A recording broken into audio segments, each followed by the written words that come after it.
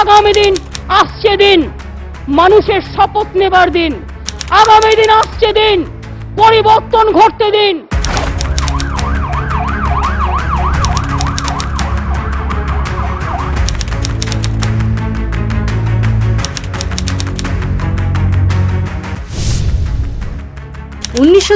সালের 21 জুলাই ধর্মতলা রাজপথে ইতিহাস রচিত হয়েছিল রক্ত দিয়ে।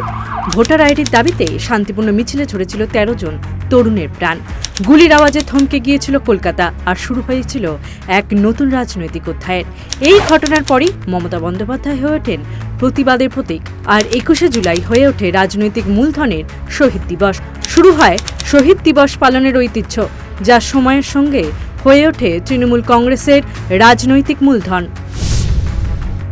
21 জুলাইয়ের স্মৃতি ছিল একসময় প্রতিবাদের প্রতীক, কিন্তু তৃণমূল সরকার ক্ষমতায় আসার 13 বছর পর প্রশ্ন উঠছে, এই দিনটি আজ কতটা শহীদদের জন্য।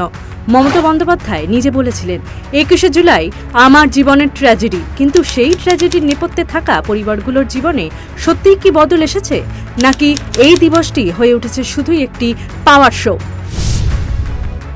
সবচেয়ে বড় প্রশ্ন, শুধু 1993 নয়, মমতা বন্দ্যোপাধ্যায়ের শাসনকালে পশ্চিমবঙ্গে আর কজন নিরীহ মানুষ রাজনীতির বলি হয়েছেন?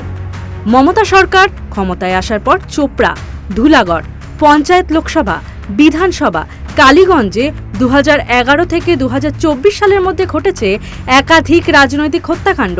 তবে কি তাঁরা শহীদ নন, নাকি শহীদ শব্দটি বরাদ্দ কেবল একটি দলের জন্য?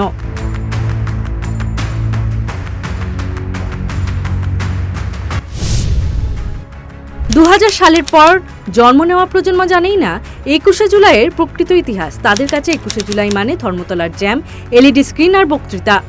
কিন্তু শহীদদের রক্তের দাগ সেই চকের নিচেই চাপা পড়ে গেছে। 21 জুলাই কি শহীদদের শ্রদ্ধা জানানোর দিন, নাকি শুধুই রাজনৈতিক ক্যালেন্ডারের আরেকটা দিন? এই প্রশ্নটা তোলা রইল আপনাদের জন্য। শহীদদের রক্তে উঠে আসা নেত্রী আজ সেই শহীদদের বাস্তবতা ভুলে গেলে ইতিহাস একদিন তো তার হিসাব চাইবেই। এই বিষয়ে আপনাদের কি মত?